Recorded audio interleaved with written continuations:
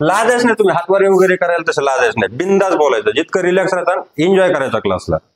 Enjoy करता करता जर शिकलात, शिक्षण बोजीला कशामुळे वाटतं माहितीये का? शिक्षकाच्या 2-3 टाईप असतात. पहिल्या टाईपचा शिक्षक येणार, त्याला जे शिकवायचंय ते तो शिकवणार आणि निघून जाणार. तुम्हाला येतंय नाही येतंय, कळतंय नाही कळतंय, त्याला काही देणं घेणं नाही. तो असतो एका टाईपचा शिक्षक. दुसऱ्या टाईपचा शिक्षक कसा असतो? तो येणार, तुम्हाला शिकवणार, शिकवल्याच्या नंतर तुम्हाला विचारणार, तो कसा शिकवतो तो त्याचा विचार न करणार, न करता तुम्हाला विचारणार आणि तुम्हाला विचारल्याच्या नंतर ते तुम्हाला येणार नाही.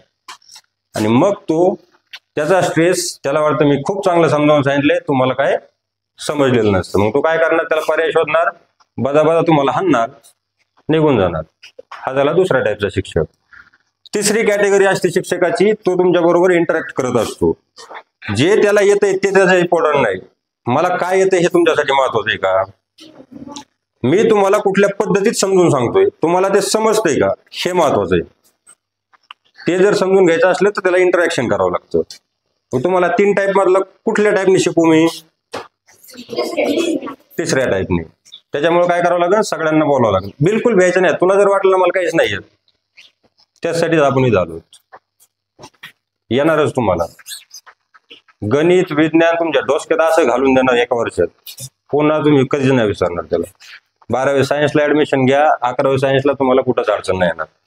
फक्त इंटरॅक्शन जबरदस्त ठेवायचं. ते फंटर बघ कसे बाहेर जाऊन बसले,